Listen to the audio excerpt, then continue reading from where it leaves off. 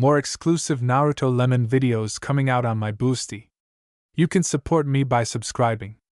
A new subscription level has been released that you can check out. Link in description. Description of the story: experiencing long-term attachment is quite possible. But what will happen to a person after debilitating moral exhaustion over himself? It is no longer possible to say so precisely. Sakura comes to tons of heavy paperwork and a drab life. Sasuke comes to her unpleasantly often. But Kakashi doesn't come. He slips into her life in halftones and shades. Chapters 1 to 6. Enjoy watching. Chapter 1: Amaranth Pink. Sakura is 23, and her hair is as stiff as wire. Fingers habitually sort through dry herbs, they crunch and crumble into a mortar and swamp gray powder. So the girl buries her hand in a shock of amaranth pink strands, pulls them into a tight plait with an elastic band, and pulls them to the back of her head with a hairpin. The hairs pull on the scalp pleasantly and slightly painfully, which is why it is so easy to release them in the evening from the captivity of the iron pins and scatter them over the shoulders with scratching straw. Sakura every time wants to take a moisturizing shampoo from the store shelf, but she doesn't see herself on the brand's label, so she gives up and goes to the medical department. Her life over the past couple of years has been similar to her hair: dry, coarse, crushed under work and not daring to make any changes.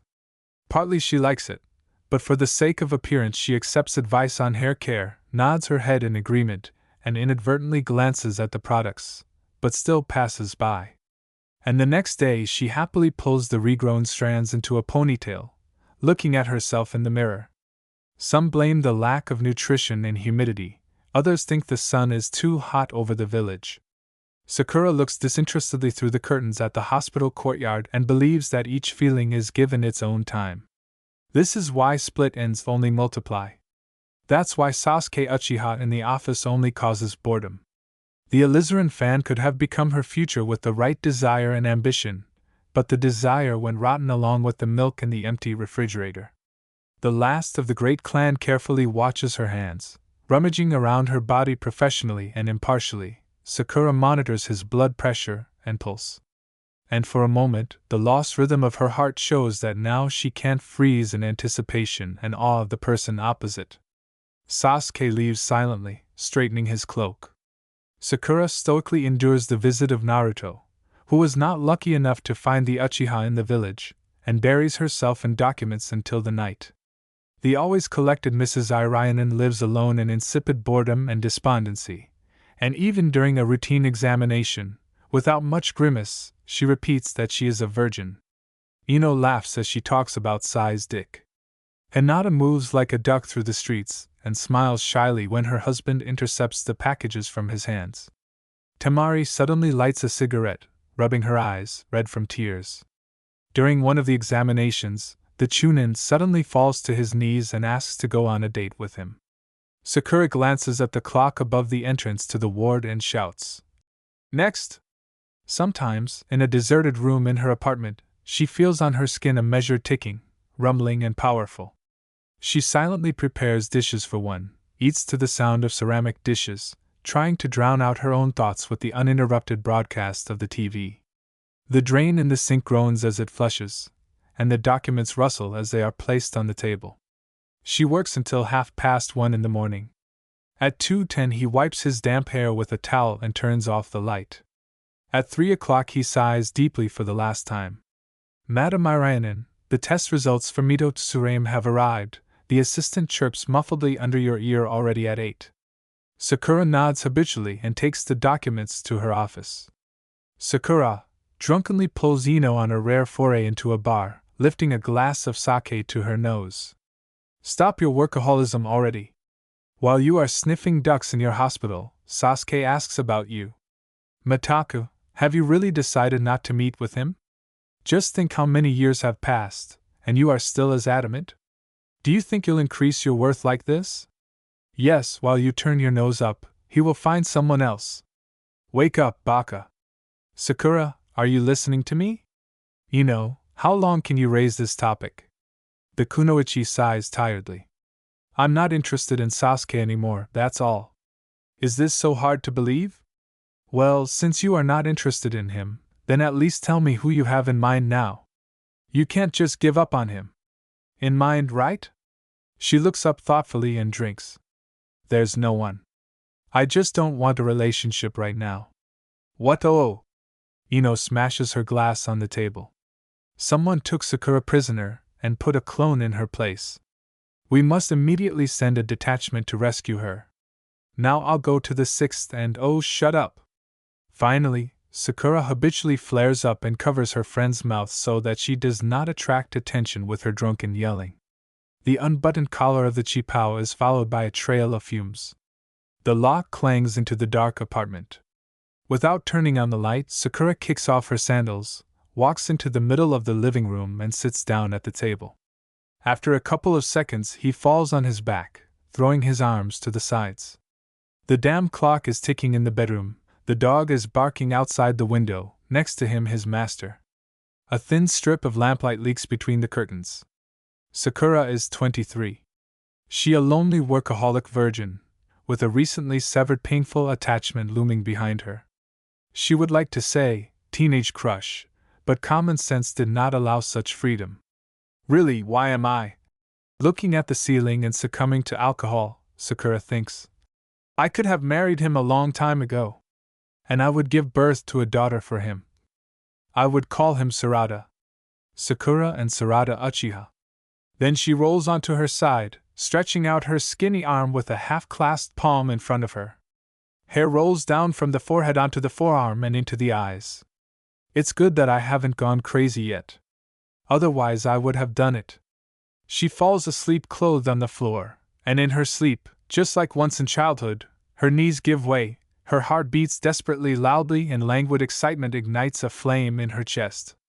Sakura wakes up with a hangover. Her breath stinks of a cat's litter box. Her temples are squeezing in pain. Her clothes are soaked with sticky sweat. But at 8 o'clock in the morning the usual Madame Irainen tests have shown that. Sakura looks out the window without interrupting her assistant. Children are frolicking in the courtyard, and bandaged patients are sitting on benches at a distance. Sasuke Uchiha decisively crosses the road to the main entrance. She sighs. He removes the hairpin from the back of his head and unfastens the collar of his dress. Sakura-san? Having finished the report, the girl hesitantly calls out. I heard, Haruno answers, interrupting the guesswork. Leave his card with me. And the gaze slides away from what is happening in the yard and focuses on the blurry reflection. Tell Sasuke Uchiha that I'm not at the hospital today. I'm on a mission. The next day, Naruto will enthusiastically declare that Sasuke came to the village again, and what a pity that Sakura could not catch him. The kunoichi will smile discreetly, nodding at his words, and then go into a nearby store. Once again he will look at the shelf of care shampoos and involuntarily touch a strand of hair resting on his shoulders. He will pass by. And you become more frequent, Sasuke-kun. Kakashi speaks more for himself than for him. He studies the scroll for a long time, clearly making it clear that he does not want to raise his eyes to it. The Uchiha looks over his hair, right into the heart of the aquamarine sky. He is silent for a couple of minutes, then lowers his head. 6th, is Sakura on a mission today? Kakashi's gaze stops at one of the lines. He frowns, straightens the crease between his eyebrows with his fingers, and exhales barely noticeably. Reluctantly he raises his face to the shinobi, meeting his eyes. Sakura? The voice sounds habitually carefree. Yes, I sent her to Suna for a couple of days. Sasuke looks away first, and Kakashi continues, I'll tell her you were looking for her. No need, he answers unexpectedly. I went. The black empty sleeve flaps the fabric as the Uchiha turns to leave. The door, surprisingly, closes silently. Kakashi straightens up in his chair. He turns to the windows, hesitates for a few seconds, then returns back to the papers. Shizen, who has slipped into the office, does not have time to open her mouth. Is Sakura in the hospital today? No longer studying what was written so carefully, he asks. Shizen widens her eyes in surprise and blinks. Yes, as usual. Did you want something from her? Maybe, Kakashi answers at length, and the woman winces, not particularly appreciating the understatement of the new Kage. I can call her if I'll go see her myself, Hataki interrupts, and Shizen once again purses her lips in displeasure. As you say. He smiles. Maybe something funny came across among the lines, maybe some internal reflections came to pleasant conclusions.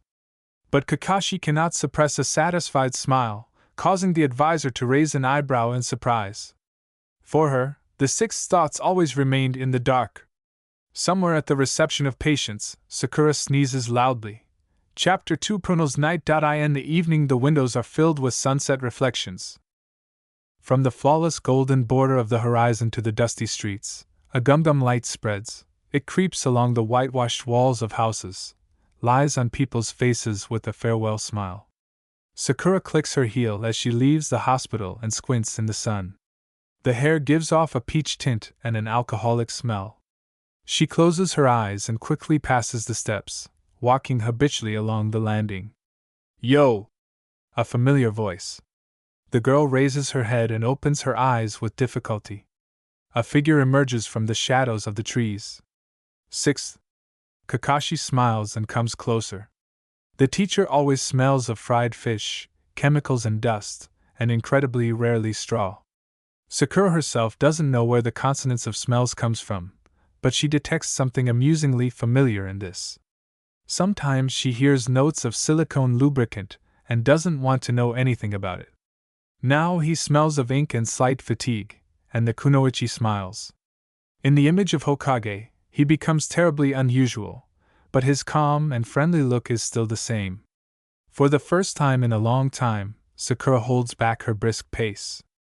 Kakashi walks slowly and measuredly, as if he is enjoying every moment, or he simply has nothing to do, but she has become more accustomed to a fast pace of walking. She awkwardly catches herself trying to run ahead and slows down to the speed of a turtle, while her former teacher slowly swims alongside. Were you waiting for me? The sun is blinding, she has to lower her head, then raise it sharply, in order to look at the man's brightened face. I haven't seen you for a long time, I decided to take a look. Neither yes nor no, was quite in his spirit. It's not often that Lord Hokage himself greets me, she laughs, and she doesn't believe her laughter. Indeed, you can rarely be found now, except perhaps only at the residence.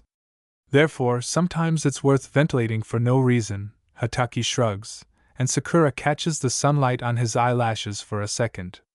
Yes, she drawls thoughtfully and without a shadow of joy, lowering her head, really worth it. Silence around Kakashi is absolutely always comfortable. Naruto occasionally knows how to remain silent with meaning and understanding, but due to his eccentric nature he rarely shows miracles of tact. The teacher is superior to many, if not all, in this, and for a second Sakura relaxes. Just for a moment, elusive and fleeting, but strikingly contrasting against the background of constant tension.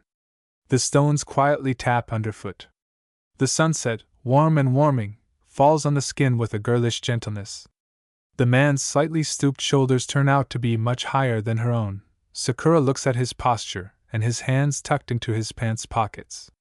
Kakashi is relaxed and calm, and in his gaze, which bravely confronts the setting sun, one can read that usual laziness. And the girl, without protest, adopts his mood. Kakashi suddenly moves his palm to the side, pointing to one of the open doors. Sakura easily agrees, even smiling slightly at the corners of her lips. It's even hotter inside the establishment than outside. A smiling waitress helpfully leads them deeper into the premises and offers them a private table on the veranda overlooking the traditional garden. Tsukubai makes a muffled greeting as they sit down. The sake jug gurgles, the alcohol gurgles, filling the sakazuki. Sakura drinks slowly, looking into her cup, and Kakashi examines the bamboo thickets, behind which a small pond is hidden. I'm a little embarrassed to drink with you, she admits when one of the dishes is placed on the table, and Hataki nods gratefully to the waitress. Why? The umber-colored gaze turns to her. You are still my teacher, Sakura smiles guiltily. It seems to me that I'm 12 years old again, and you're putting me to shame. I never knew what to shame you for, Kakashi smiles. His mask stretches where his lips should be, especially since you've been an adult for a long time. Sometimes you look much older than me, especially when you work. Well, work makes you get serious. The girl purses her lips and sadly turns her gaze to the garden. I have always been amazed at your insight. Right now I needed a quiet place and the rhythmic tapping of Tsukubaya, and you brought me here. Kakashi-sensei, aren't you a clairvoyant? The man laughs heartily and sincerely. Sakura also wants to smile so easily and happily, but it turns out to be a crooked smile. It's all written all over your face, he logically concludes and picks up the sakazuki. Let's have a drink, Sakura. Otherwise, you will shyly hide your eyes from me, considering yourself a teenager. Fingers reflexively tuck a strand of hair behind the ear. Haruno raises his cup after the teacher. Kampai! Sakura doesn't even have time to bring the flat porcelain edge to her mouth before her eyes land on the teacher's face. Kakashi carelessly lowers his tight mask and takes a sip of sake. The girl freezes, not understanding whether she imagined it. An alien male face, elongated, with smooth features, a line of thin lips. It seems as if this is her peer, but under the eyes covered with the shadow of dark eyelashes, the first wrinkles are visible. Hatake puts the cup down on the table and opens his eyes, meeting the gaze of the amazed Kunoichi. Exactly, only now does he understand, and Sakura dies, blinking. You didn't see my face. She hesitates for another second, continuing to look at the simultaneously familiar and unusual features, and Hatake, realizing that he is only confusing her, understandably pulls the mask back. The girl lowers her eyes in embarrassment, and silently drains the flat cup. Her reaction amuses him. He looks with undisguised pleasure at the frantic student, darting her gaze from one corner of the table to the other. We can say with confidence that heated discussions are taking place in her head about what she saw, but she has not yet decided to say anything out loud. Only the lips move silently, forcing the man to hold his gaze on them for a long time. While Sakura bravely copes with the unexpected shock, Kakashi contentedly steals away the snack with chopsticks, over and over again dropping the unfortunate piece of fabric, which gave rise to unthinkable theories and guesses. Now, sneaking a glance at his face, Sakura catches a familiar facial expression. Kakashi-sensei, she finally decides, after drinking some recently poured sake, why are you wearing a mask? Well, he purses his lips slightly, and the girl greedily catches every detail of his revealed face. There are many reasons for this. You can't tell everything. But still, she doesn't back down. Why? You are quite handsome. It's strange to hide such a face. Kakashi bursts out laughing at such childish frankness. Selected and careful in her expressions, Sakura, at 20-something years old, is still capable of childishness. And she, as if sensing the naivety of her question, hesitates. I mean, there's no need for you to hide it. That's partly why I like wearing a mask, an even white row of teeth, a small mole just below the lip. It seems to Sakura that he is not serious. So much less attention is paid to appearance. It becomes easier to recognize a person than his shell. Shell? Sakura raises an eyebrow in surprise. Appearance is not only a shell, but also a reflection of the inner world. Is not it so? Kakashi briefly nods, agreeing with her words, and drinks. Sakura tries to keep up. Certainly. But not all external data is a reflection of ourselves. For example, your hair, the kunoichi suddenly shudders. You can't say with certainty what their color is a 100% reflection of your character.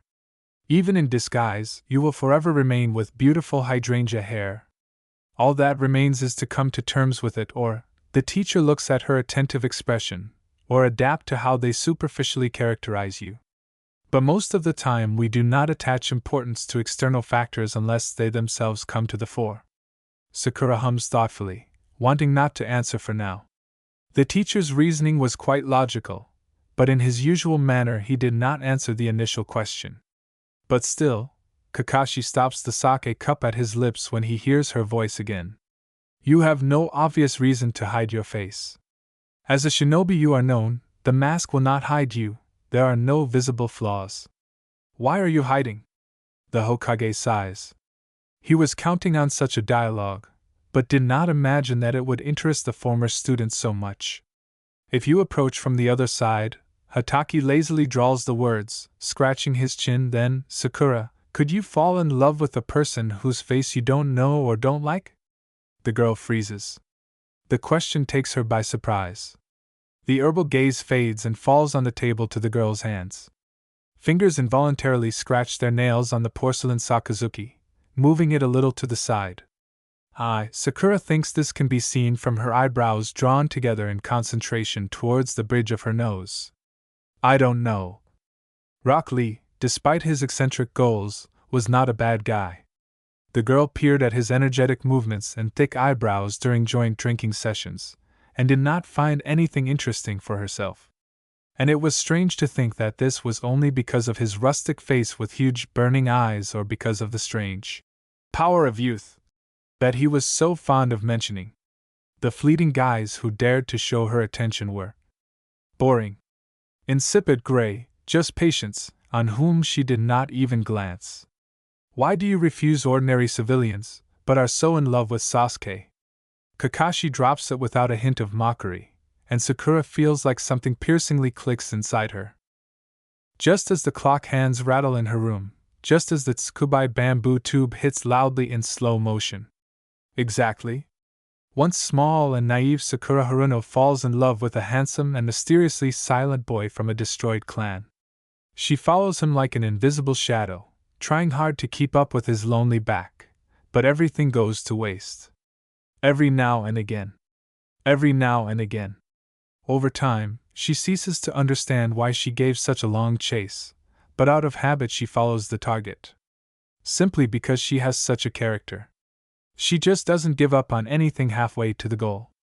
But the girl sharply refuses the offered palm when the goal finally becomes achievable and close. She recoils in horror and runs as far away from him as possible. She turns away, hides her eyes, shamelessly lies that she is not in the hospital. Sakura Haruno has long grown out of dolls and children's games. That's why the game of chasing after a beautiful, cold, and self-sufficient monster stopped seeming funny and cute. Scenes of insane evidence flash in my memory. Each time she found the strength to somehow justify her lover, at least to herself.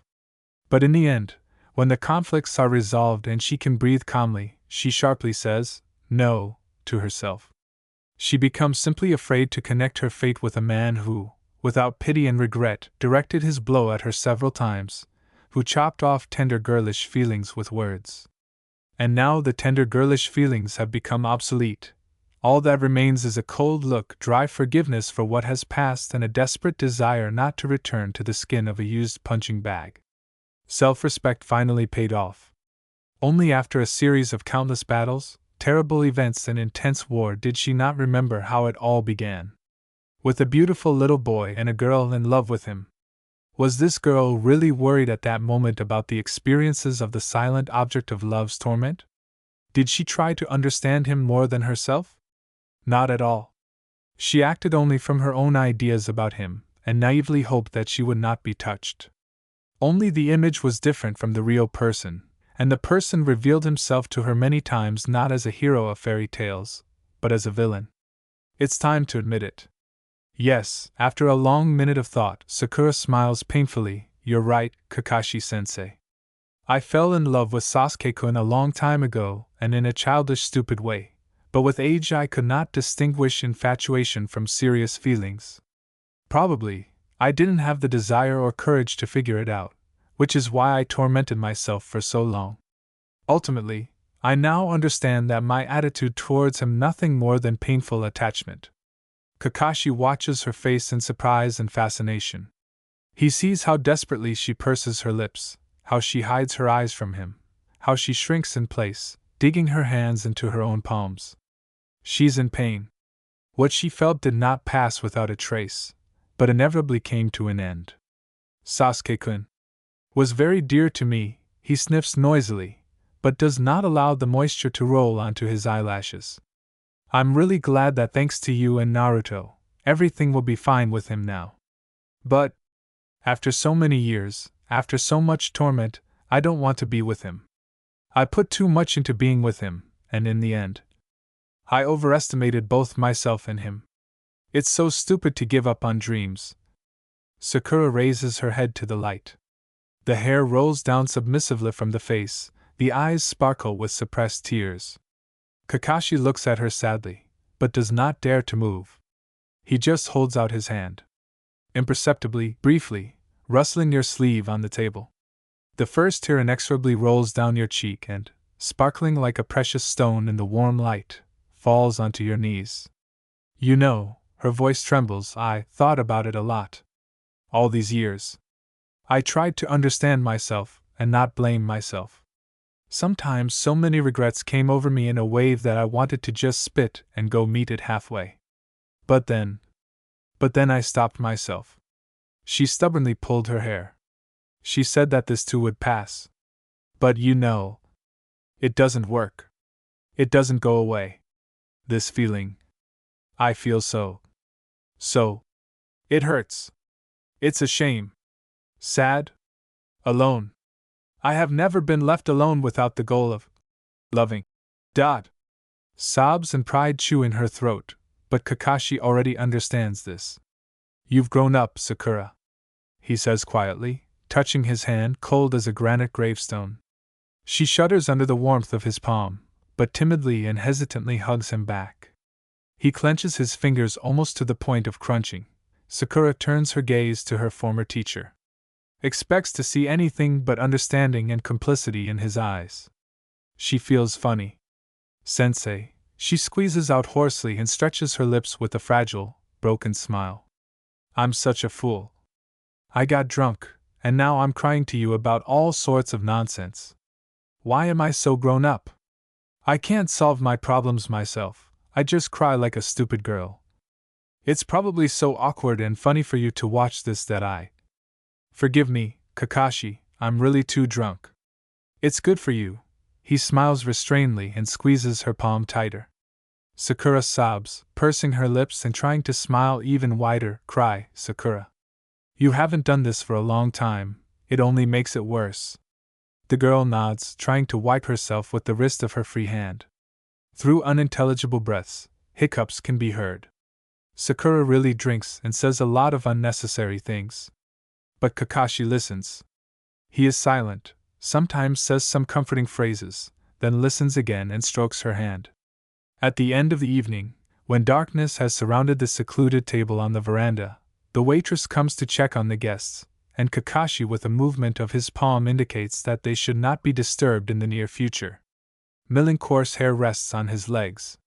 The brave Kunoichi snores quietly, occasionally hiccuping into his knee. The palm gently strokes the familiar tender features of a girl who is still very young, but so desperately wants to grow up. Kakashi drains the cup of sake, rests his chin on his hand and looks into the deep prunal night. Chapter 3 Nightingale's Shadows. The alarm clock rings in the twilight of the morning. Streets outside the windows sleepy quiet, sleepy and expressionless. It is rare, but it happens that a cold fog covers the village. But more often unnatural spots of light from lampposts. Cicadas chirp in the distance. The water in the shower is cold, not warmed up. Pipes knock behind the walls, vibrate and hum. A dry towel with an iron washcloth wipes away moisture from the body. In the kitchen, the rice machine beeps dully. The dishes clink, the oil hisses. He knocks the knife on the board, slicing the rolled omelette. Light steam rises from the van cup. The miso slurps and the ringing of the device echoes loudly on the porcelain edge. The yolk slowly spreads on a mound of rice. A portion is quickly picked up with chopsticks and put into the mouth. Hands lift clothes from the chair, deft fingers straighten the suit, pull up the vest and fix the sandals on the ankles. In the corridor, someone's shadow briefly flashes past the mirror, but after a moment it returns. Kakashi glances at his reflection for a second. He sighs and leaves, clicking the door lock. However, the sixth, despite leaving the house early, appears on the spot only at 9. Shizen follows the man with a look full of irritation and despondency. Hataki squints his eyes as usual smilingly, scratching the back of his head, and gets to work. There is something mundanely sad about this short and simple morning ritual. Kakashi, leaving the house on the street, always deliberately slowly walks towards the residence, even making a couple of extra circles so as not to arrive on time. He walks boredly between houses, watching the waking up townspeople, waiting for the first rays of the lazy sun. He watches for a long time as the line of light creeps across the cinnabar building of the residence, revealing the fixed hieroglyph. He partly understands why he likes to linger so much at these hours.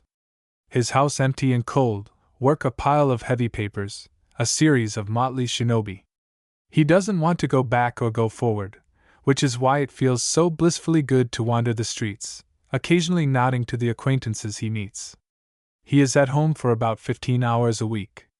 He spends, according to his feelings, all the remaining time in the residence. Therefore, he likes short hours and frivolous contemplation of village life much more than anything else. The wind blows across the rooftops with him, and Kakashi watches as civilians walk along the streets, interspersed with familiar faces.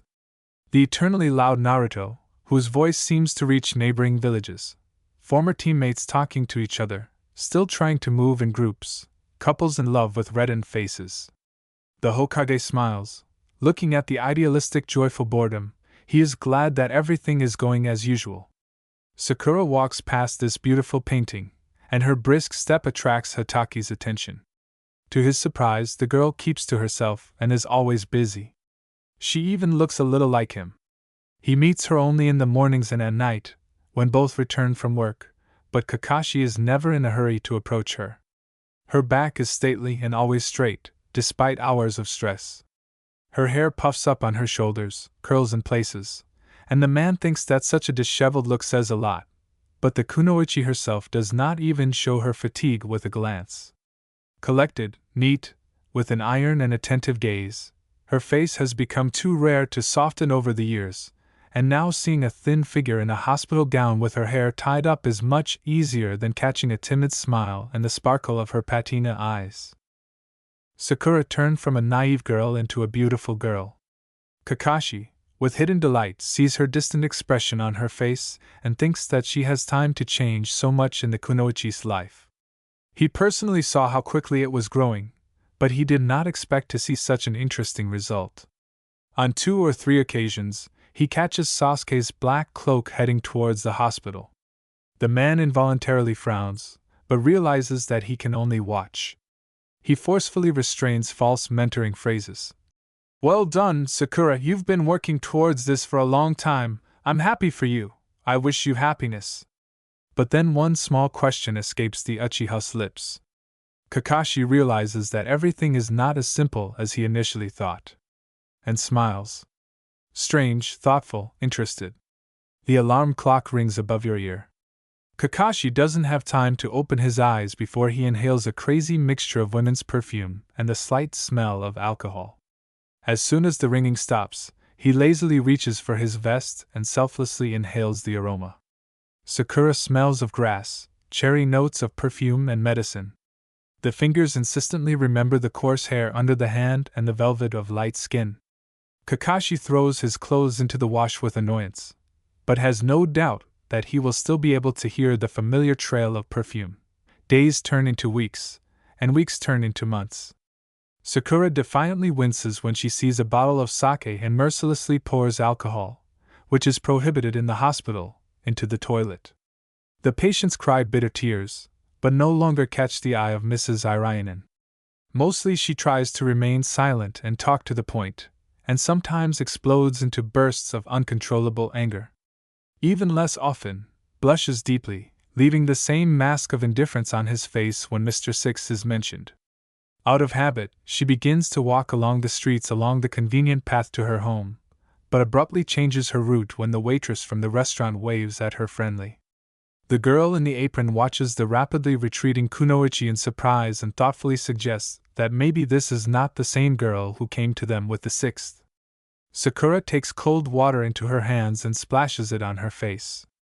Gloomily, she looks up at her reflection and, looking into her own eyes, firmly says, "Well, you're a fool, Haruno." In the end, it might have occurred to her that every dog knows the Hokage by sight, and the girl who shared dinner with him at a closed table and got drunk to the point of drooling on his lap, quite likely his passion. Only in her head does she foolishly cry to her faithful teacher, and in the heads of those around her almost on his drunken head. The whispers of nurses in the residence room are confirmation of this. Striking, unpleasant, but objective. What would she herself start discussing with Ino, mind you, Kakashi with a girl in a restaurant? If you look at it this way, then the teacher's personal life always remains a secret behind 7 seals.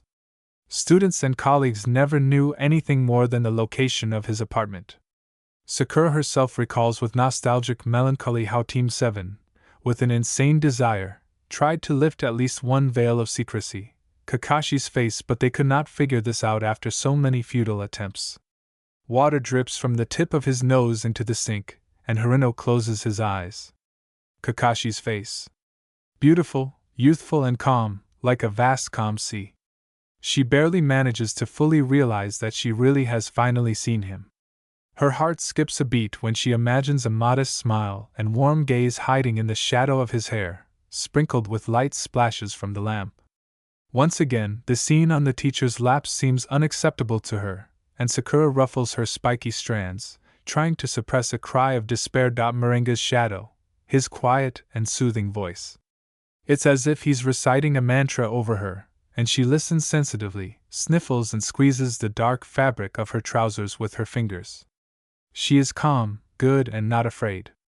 After a while, Mrs. Irainen ceremoniously leaves the hospital toilet, without looking around, and the curious glances of the medical staff creep behind her.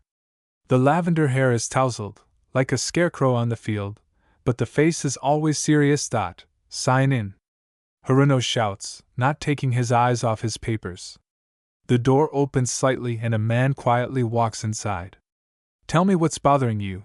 If it's a common cold, then take off your top and sit on the couch, the girl babbles quickly, picking up the sheet and making notes on the other side. Clothes rustle dully, the seat creaks under the weight. Should I also take off my mask?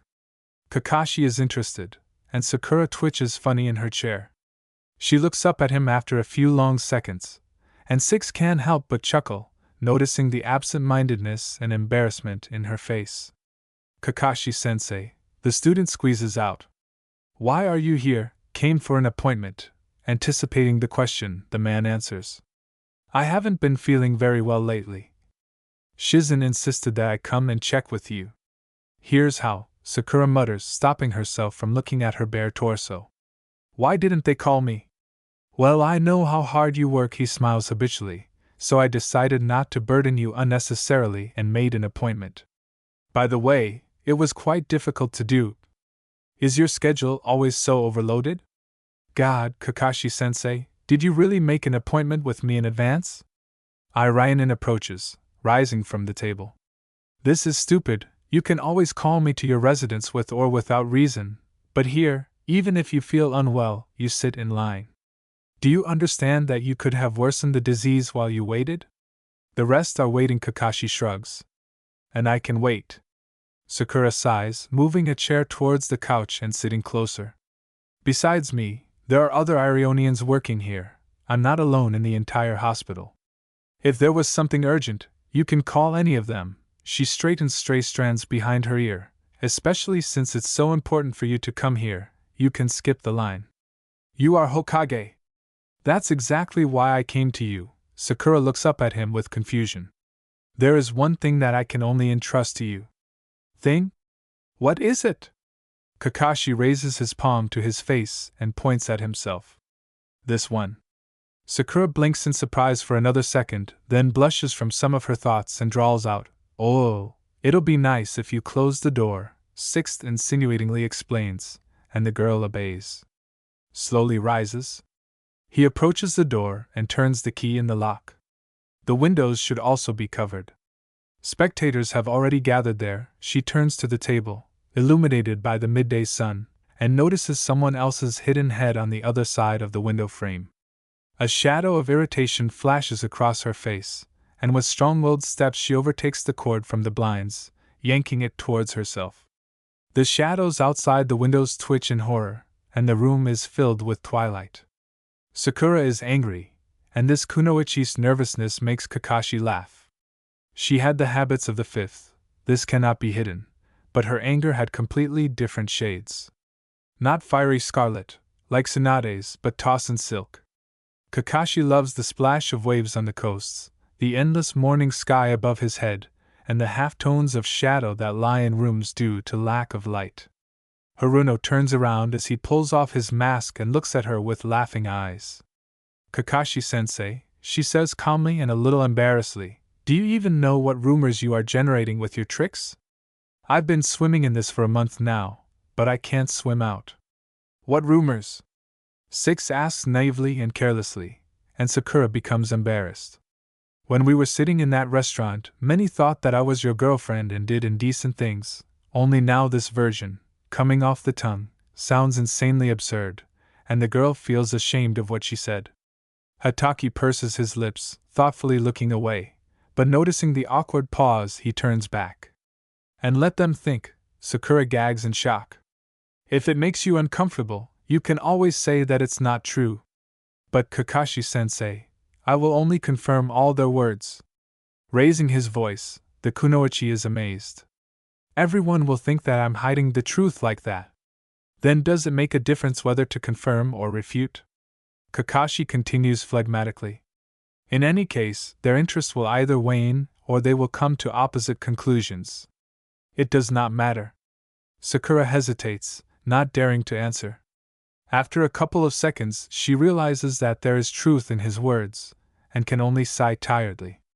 This whole circus is nothing more than other people's gossip, which she should not care about. But for some reason she reacts to them and, in vain, assures the unintelligible whispers of their guesses. You're right, she nods sadly. I guess I attach a lot of importance to this. There is nothing wrong, Kakashi supports, and the girl feels like a little child again. Don't get so upset over stupid things. Okay, raising her head, Sakura smiles hesitantly. So what are you complaining about, Mr. Sixth?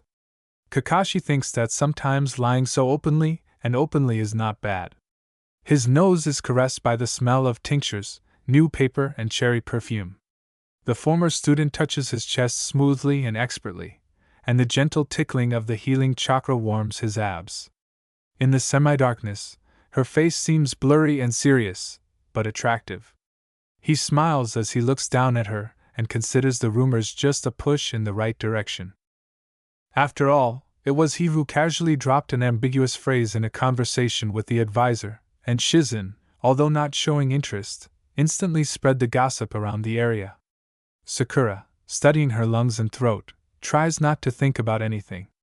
Or maybe she doesn't really succeed when her gaze slides over the man's Adam's apple to his lips. Nightingale's shadows fall on his face with a strange attraction, but she scares away the evil obsession. Chapter 4 Delicate Aquamarine. The wind gets tangled in the thick foliage and howls in the cracking branches.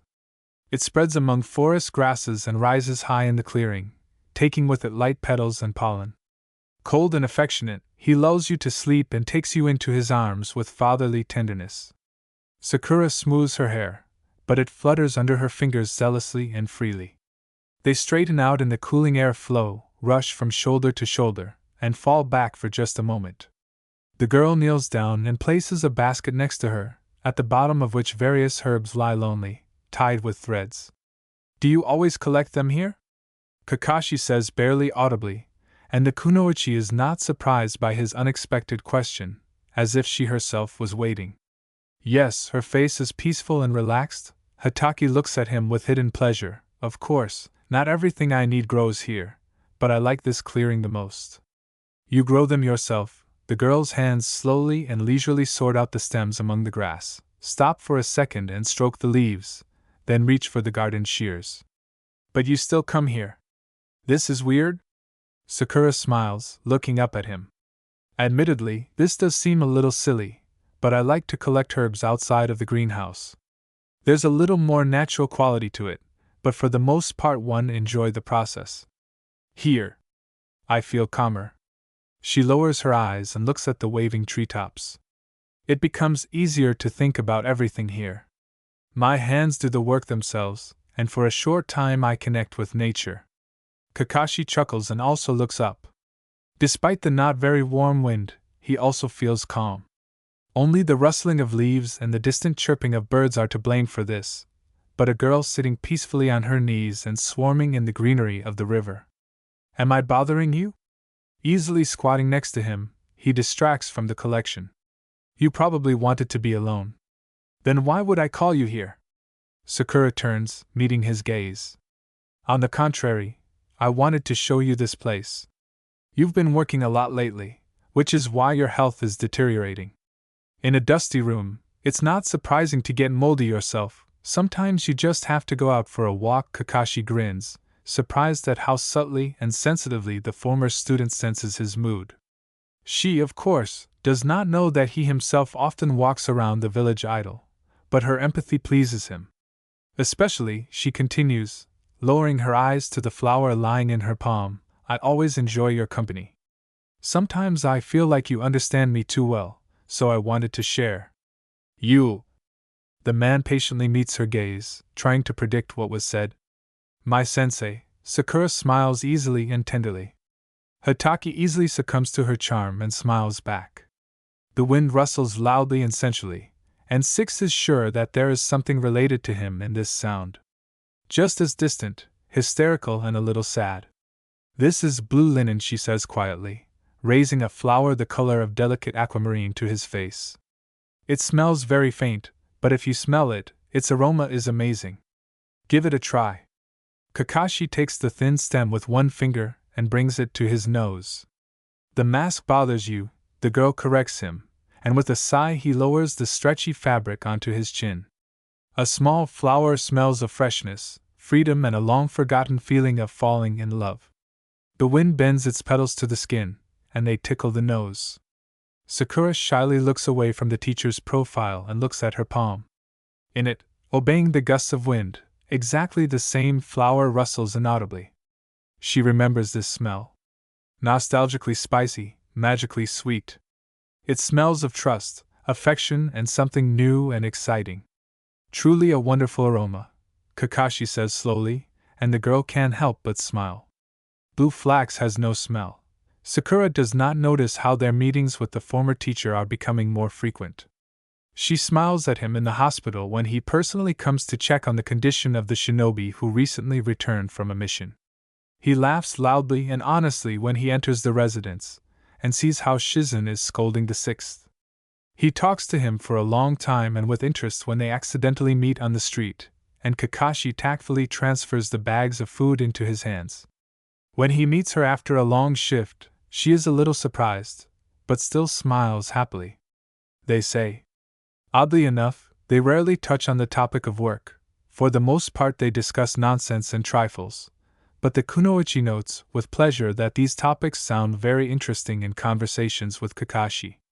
She confidently believes that Ino is not being tactful with Sai, babbling to her about personal details of their life together. Kakashi assumes that she is so awkward sharing her impressions of her first experience, and simply does not know how to filter what should and should not be told to her friends. Sakura complains about her mother scolding her about her daughter's infrequent visits, and Hitaki assures her that she is just worried about her daughter's life. In response to the girl's passionate phrases, "How do you know this?" he smiles softly and says that he met her personally a long time ago, and the woman literally bombarded him with questions about her daughter's success, mood, life, and well-being. Haruno is visibly embarrassed, but takes his words to heart. Kakashi winces when she holds out the umeboshi chopsticks towards his face, but obediently tries the plum. Sakura enthusiastically watches his changing emotions and quietly laughs into her fist. Having met Naruto and Hinata on the street, Sakura tells Six that they are a pretty cute couple, but she sincerely does not understand how anyone can tolerate the idiotic nature of her teammate.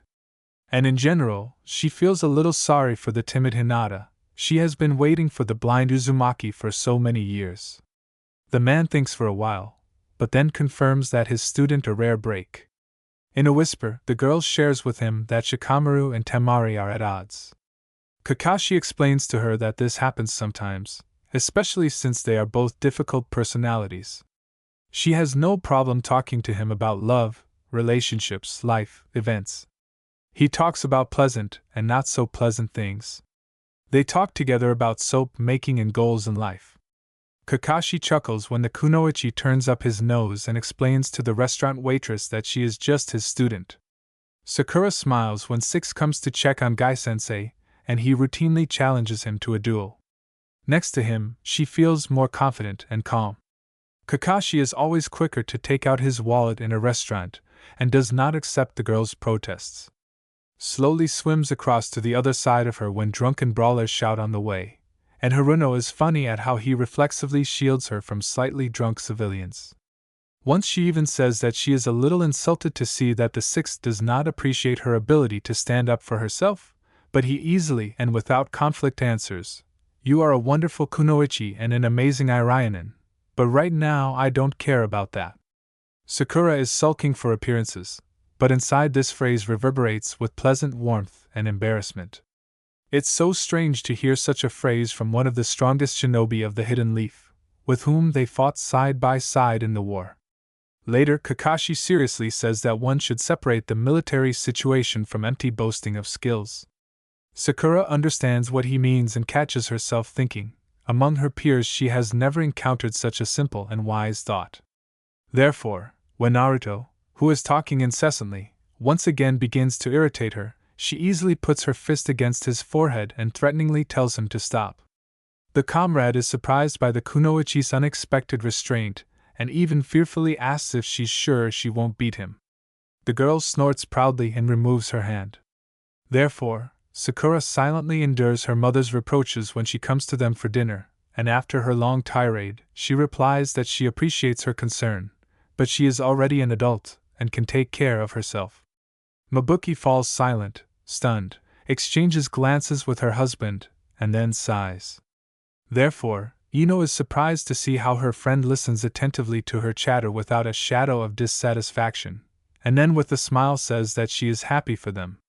Yamanaka asks if everything is okay with her, but Sakura assures that she is not bored with her womanly chatter, and she is jealous of their rapidly flowing relationship. Ino is embarrassed, but continues the conversation anyway. "Kakashi-sensei." Sakura calls out to the Hokage, and a man steps out of the shadows of the trees.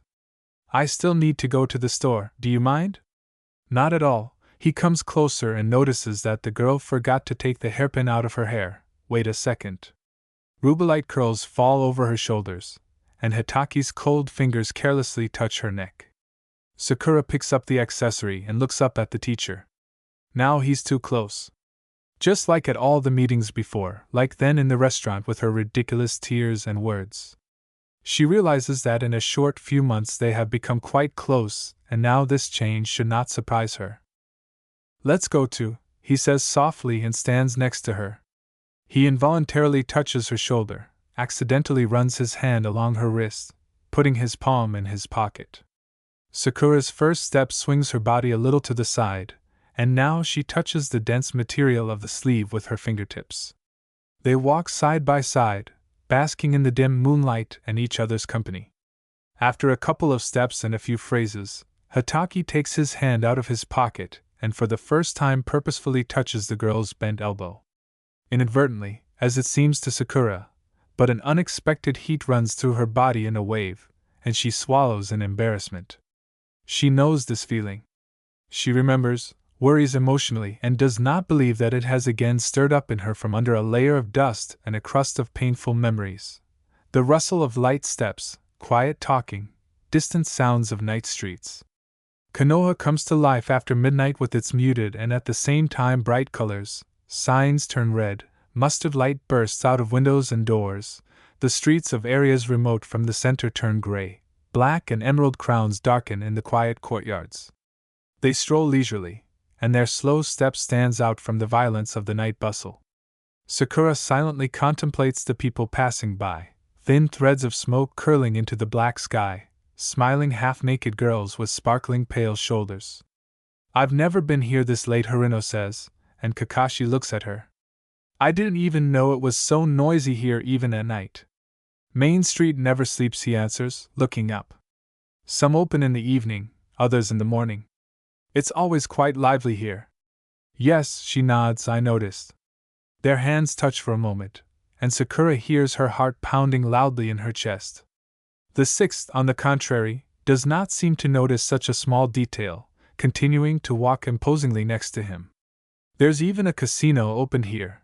Involuntarily blushing and blinking quickly, he tries to switch to another kunoichi. Tsunade-sama would appreciate it. She's been there several times already. Kakashi explains without changing his voice, I lost a lot and went to borrow from Shizun. It wasn't easy enough to do. Yes, I can imagine, she says still uncertainly and embarrassedly, smiling slightly. It must have been very loud. And even strongly, Hatake adds ambiguously, sighing sadly. His hand slides over the back of her hand. Sakura blushes even deeper, this time swallowing in excitement. My heart is pounding like crazy, filling my chest with a blazing flame. The girl sensitively feels the trembling and viscousness echoing through her body. The steps become slower and more uncertain, the head drops down, hiding its gaze, and the fingers tremble. Oh, it's Shikamaru, Kakashi suddenly says, and Sakura, without much zeal, raises her eyes in the direction indicated. Indeed, through the open doors of one of the bars, the back of a shinobi can be seen, hunched over the counter. He stares intently into prosaic space and drums his fingers on the tabletop. The kunoichi blinks, checking to see if she's imagining things, but everything remains in place. Indeed, she says in a little amazement. It seems that their relationship with Tamari is becoming more and more difficult. Kakashi looks down at the woman standing next to her, carefully studying the worried expression on her face. Despite her matured detachment from her comrades, she still cares about the fate of everyone with some kind of feminine concern. Don't worry so much, Sixth attracts her attention. There's nothing creepy about that. There always comes a time of adjustment in a relationship, and not every couple experiences it calmly. Lapping? Sakura bats her eyes and Kakashi grins. People fall in love selflessly and madly, but when the first emotions recede, it is time to objectively evaluate their couple. Not everyone can do this wisely. The girl listens thoughtfully, nodding to some of her thoughts. Sometimes you just don't want to part with fantasies about how you would like to see the person in front of you. But circumstances one way or another force us to either come to terms with this fact or avoid it as a fate for the next few years. But they have known each other for quite a long time, Sakura says hesitantly. It's strange that they couldn't see such different temperaments earlier. They could, but at first it's intriguing, Kakashi shrugs. That's why many people forgive visible shortcomings in couples out of their stupidity, and then don't understand how to deal with them. So what should we do? The kunoichi returns his gaze to the back of his comrade, sadly finishing his drink. How then do you know that a person may not suit you without going through the period of falling in love? Hatake thinks for several seconds. Learn. In the end, there are never perfect matches, we are all different, even in some minor details. A good understanding of yourself and your objective requirements for a partner helps you understand with whom you will be more comfortable. But even if you understand yourself well, Sakura's voice changes, and the man detects sadness in it. Sometimes you fall in love with a person who is completely unsuitable for you, and there is nothing you can do about it. You can't just get him out of your head. He examines her face for a long time, understanding who she is thinking about now. He raises his head to the flickering sign and glances at the thin, uneven patch of sky, on which, due to the light of the street, not a single star is visible. Sighs. This is normal. Unsuccessful crushes help us understand ourselves better, he speaks more optimistically, and Haruno turns his gaze to him. Pain, this is a good experience, and you cannot exclude it from your life, even if it seems that it will only be easier. The easy way, the most boring way. You're right. Sakura does not answer immediately and smiles sadly. Everything is only for the better, no matter how you look at it. But he suddenly speaks quickly. If we talk about future life, it only gets easier over the years. We change, people change. And now one glance is enough to understand that this is your man. You talk about it so easily, Kakashi-sensei. Sakura laughs quietly. It feels like you know it all too well. Maybe, as usual, he answers at length and smiles. Anyway, I think Shikamaru and Tamari are a great couple. Even though it may not seem like it to them now, over time they will understand it. Do you think?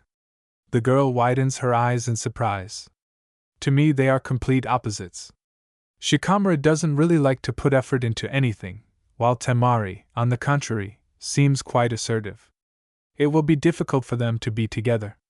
Not without that, but we judge them too superficially. Who knows what is hidden in their souls and why they chose each other? What seems strange and impossible from the outside most often harmonizes better than the rest. Under Sakura's puzzled look, Hatake takes his first steps away from the bar. Let's go, it's getting pretty late, he calls out to the lagging Kunoichi, and she quickly catches up with him. Yes. Their palms touch again, their index fingers striking each other. Sakura purses her lips, trying not to blush or show embarrassment. Kakashi glances at her briefly, and he confidently takes her hand. The girl gags in shock, instantly turning purple with shame. A wave of trembling and stiffness rolls through the body, the shoulders freeze, and the fragile hand noticeably shakes. But she silently continues to walk after the former teacher, who does not show his reaction with a single emotion. He slowly leads her along, and Sakura follows hesitantly, not knowing how she should react. Just around the corner, on a quiet and deserted street, she squeezes out in a whisper, Kakashi-sensei, mm? The sixth one turns to her every day, is there something wrong? She's freezing. Then he throws it whole into the heat, without any residue, takes it out with a hot pitchfork and throws it into a frying pan with sizzling oil. Sakura is not naive or stupid. Smiling at Kakashi carefree and sweetly, she caught charm in his answering smile. Sitting down next to him, and not opposite, she herself believed that before she would not have allowed herself such freedom, but now she could safely not think about it. She felt good, she felt comfortable. Why is her heart doing a can-can in her chest now, not allowing her to breathe? She timidly looks up at Kakashi, and sees her reflection in his eyes. She is 23, and she still behaves like a teenager, tense and unsure of her own decisions. It is alien and new for her to raise forgotten feelings of awe, excitement, and love. Light, stroking so gently and subtly that you want to prolong this embarrassed caress as long as possible. So once upon a time her legs gave way and her cheeks burned from the heat. So now she freezes, afraid to feel the warmth of a man's hands. Kakashi looks at her patiently, and the girl makes up her mind. Nothing, smiles easily, straightening his back with elation. She squeezes his hand in response. Hatake tilts his head slightly to the side, studying her face, and turns back. He accompanies her home in a comfortable and meaningful silence, not letting go of her hand all the way to the door. Chapter 5 Gray-White Light. Autumn comes with a cold and joyless tread. Fallen leaves fly under your feet, sliding along the slowly stony soil on the eve of frost. Sakura exhales steam onto the glass and runs her fingers along the cloudy surface. Life dies away along with news from the past. Sakura warms her palms with leather gloves and humus in the development department, while 6 hammers on the laptop keys until the blisters are bloody. Sasuke Uchiha has not posted anything about his movements for the last 3 months. In the hospital, the corridors become wider and larger, the echoes of the nurses' footsteps echo, and the windows stretch out from the gray sky spread out behind them. The air seems to overflow the streets, covering the indifferent buildings with power and freshness. Heather curls fall onto the fur of her jacket, and Sakura grins at the first snow of dandruff that remains a pale scattering on her clothes. The skin dries and flakes, her hands become like the wrinkled faces of old women.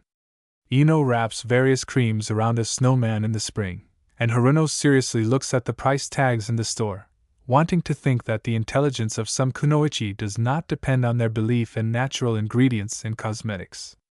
The friend is sincerely offended, reminding Sakura that it is better to take care of herself than of her useful waste. And dear Mrs. Irainen buys food for the coming week with her last money and wraps herself in a thin jacket when going to work in the morning. Shizen, who appeared at the hospital in a thick down jacket, talks about how cold she is and is amazed at how busy Mr. Six is. Sakura nods in understanding and hands her a box of medicine intended for the residence workers. Then, in the evening twilight, he lingers at the crossroads for an inadmissibly long time, but quickly freezes and goes home. Naruto drinks tea in a businesslike manner in the girl's office, animatedly discusses Hinata's condition, surprisingly easily remembers the names of the vitamins prescribed earlier, then smoothly and carefully begins to talk about Sasuke. Haruno listens to him for the first 10 seconds, then switches to the documents.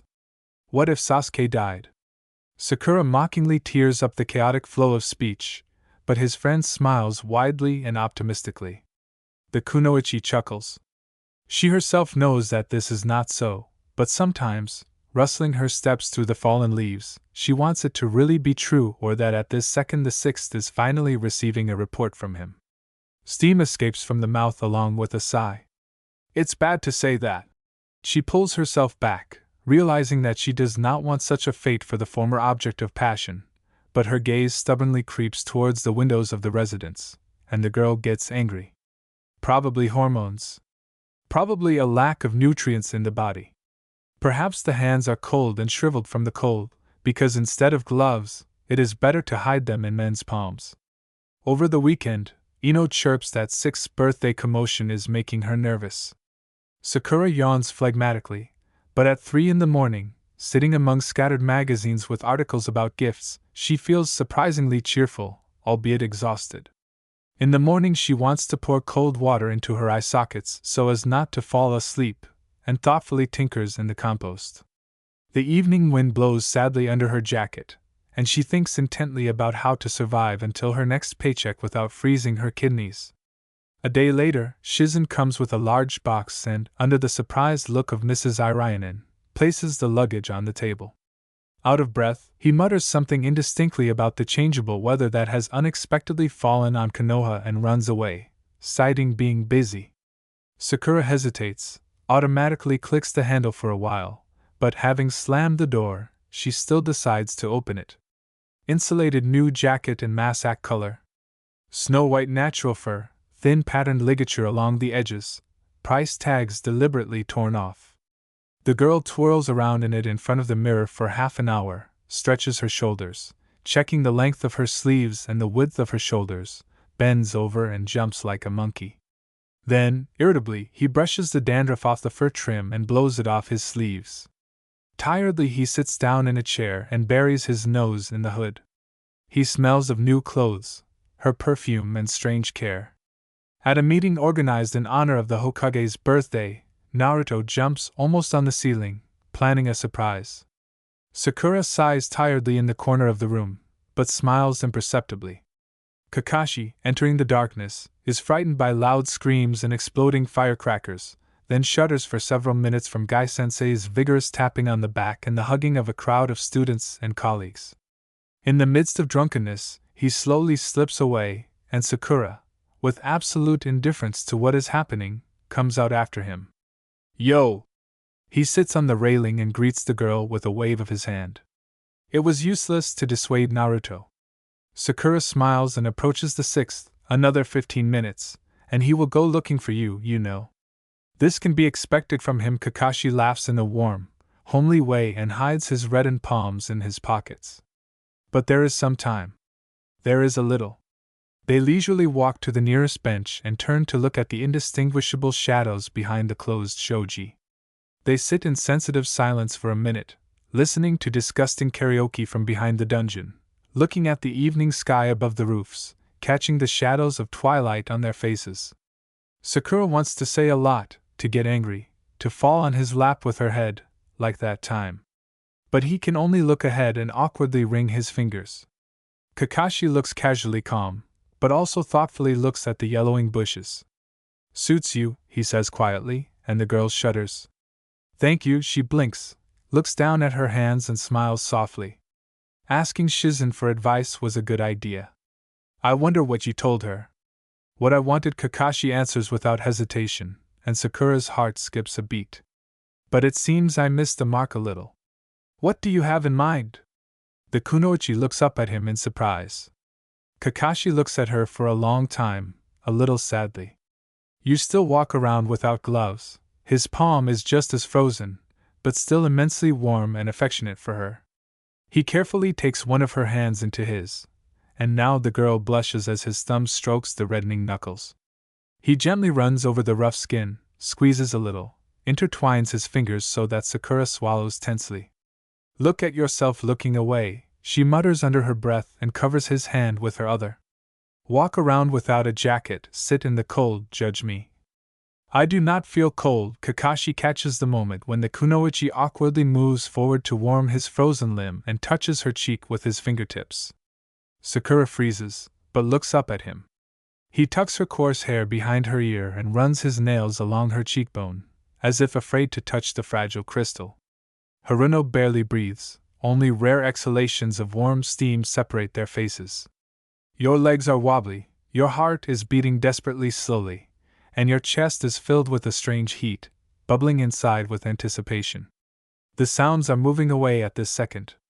So unnecessary and strange, like foreign talk, so unlike the sensitive breathing next to her and the silence of the man opposite, looking so carefully at her eyes. Kakashi, Sakura whispers so lightly and at the same time heavily, unable to blink and break eye contact.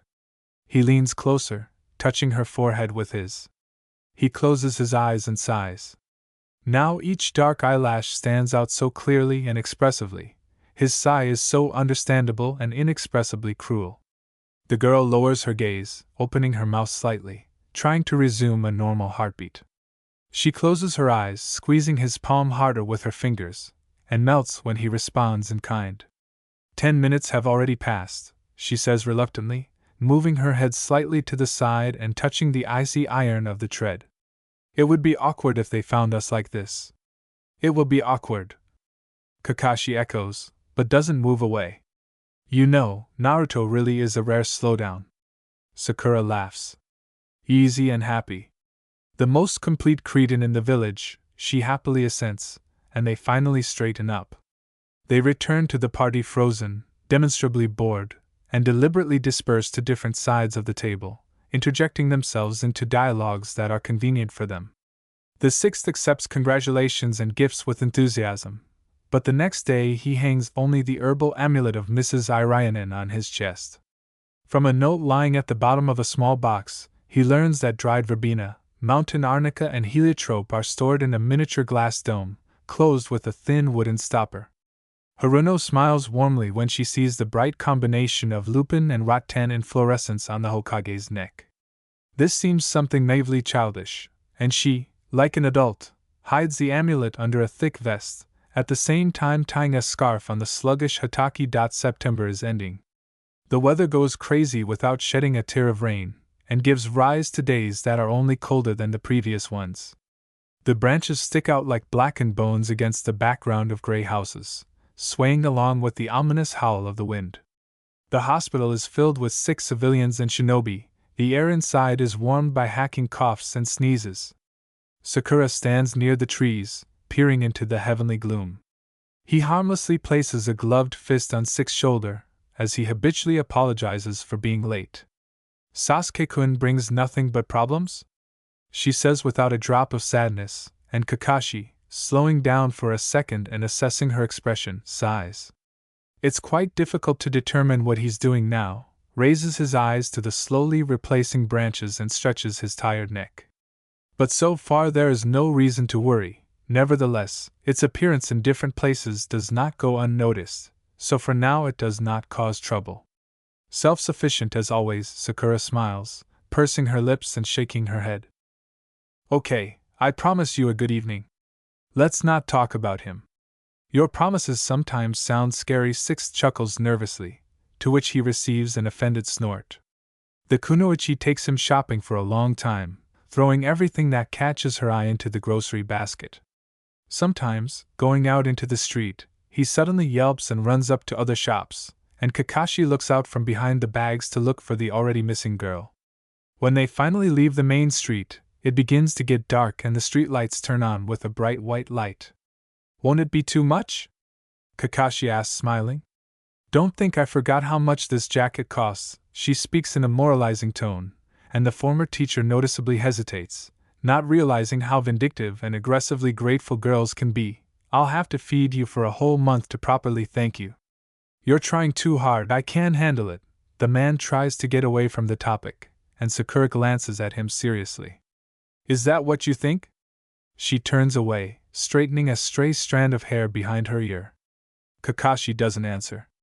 He sees how her cheeks are burning and how she tries not to look in his direction again, and it amuses him. Serious Sakura looks childishly cute, and such care warms with a pleasant and homely warmth. The courtyard streets are too quiet. Only the occasional dog barking can be heard from other people's houses. Rare civilians come across, cursorily bowing to the busy sixth, and the kunoichi gradually begins to distance himself.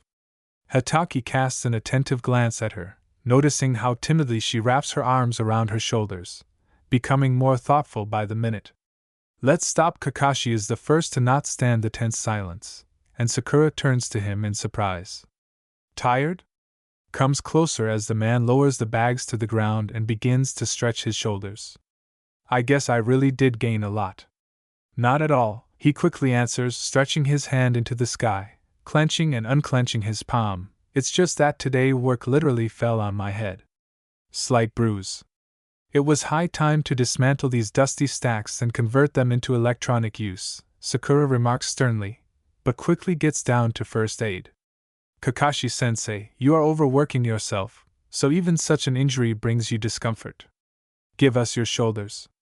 Don't worry, I just need to warm up a little, Six assures her, stepping back from the spot of lamplight and continuing to stretch his hands. It will pass quickly. Sakura frowns, taking a step forward. It's easier if I give you the right massage, she continues, stepping closer, but Kakashi again goes deeper into the shadows. It won't take much time. You take everything too seriously, laughs quietly, turning his neck until it cracks. The kunoichi inevitably drives him into a dead end, and he stops at a high fence. But if it's not difficult for you, you can do it. Kakashi-sensei, replacing the pressure with a tired sigh, the girl comes close. Why are you resisting so much? I won't hurt you. I know, he easily agrees, and Haruna looks up at him. I just don't want to stress you out. Sakura shakes her head, thinking how boyish Six can act sometimes, and extends her palms to his shoulders. Kakashi makes a subtle movement with his hand, lowering his mask. Cold fingers grab thin wrists, and the girl blinks in surprise, not immediately understanding the change. He leans towards her face quickly, meeting her chapped lips with a kiss. The air becomes denser and hotter. The tips of the fingers twitch involuntarily, and the heart languidly skips a beat. Their first kiss. Hot, dry, but piercingly sensual. Sakura feels his touch on her lips for a second, then she answers unexpectedly passionately. He grabs his neck with his hands, presses his whole body against him, standing on his toes. He squints desperately, afraid to open his eyes and mouth, and clumsily smacks his lips out of inexperience. Kakashi smiles against her lips and lowers his hand, intertwining his fingers. He raises his other hand to her cheek, gently stroking the corner of her jaw, inadvertently indicating that it needs to be unclenched. Sakura gives in intuitively, opens her mouth and finally understands how insanely difficult it is to stand on shaky legs with shaking knees. The Sixth freely penetrates his tongue into his mouth, his light touch running like a wave through the body. The girl answers timidly, intertwining her tongues, making a short turn of the very ends. He feels how deeply and briefly he touches his lips, wetting them with saliva, how the wet movements and ragged breathing sound stupefyingly new. He doesn't kiss, he caresses with his tongue, leaving behind a hot pounding of the heart in the chest, a soft bliss that envelopes every cell. Sakura is shaking, she doesn't know how to cope with the storm of emotions that splashed inside like crazy fountains, how to stop awkwardly fingering the collar of his jacket with her fingers, to break the hot caress that fills the body with sensitivity. She feels every touch, viscous and slow, as if she has merged with her thin threads of nerves running under her skin. Kakashi pulls away gradually, reducing the pressure and kissing his upper lip one last time. Sakura shudders slightly and lazily opens her eyes. You are truly a first-class Iranian, Sakura, he says, smiling, muffled, and the girl, in a slight haze of receding feelings, meets his gaze. Blushing, slow, relaxed. She doesn't have an answer, but the man wakes her up by touching the top of her head and running his fingers through her hair. Everything is fine? Hatake asks cautiously, realizing that the kunoichi reacted too strongly to the kiss. Yes, she nods embarrassedly and looks away. I am good. Is it too early? Her heart skips a beat again when she hears the first direct question about their relationship. And before that, it was in the air, was realized clearly and clearly, but for some reason saying it out loud seemed frankly straightforward. Kakashi played with shades and halftones, harmonies, intonations, movements, glances. Sakura willingly succumbed, dodged, and played along with the love game. But here and now he puts an end to it. Fat, so that there is no doubt about what he did, is doing and why. No, Haruno hugs him tenderly and affectionately, burying his nose in his shoulder, not at all. Then good, he kisses this coarse, red hair and thinks about how to stop his heart, racing wildly in his chest. The packages stand alone in the distance in the bluish-white light of the lantern. Chapter 6. The sky is the color of Gainsborough. The first snow swirls in the air and falls onto the palm of a tiny snowflake, lying for a long time on the black glove. Then the wind picks up the white pattern and carries it away to the cold fluff of the pockmarked snowfall. In the first days, snow spreads in dusty lumps in the corners of buildings, creeps like inconspicuous pollen along the ground, accumulating at the foot of the stairs. Sakura adjusts her hood and slowly walks through the winter haze, trying to hide from the icy gusts of wind and other people's voices. That's her?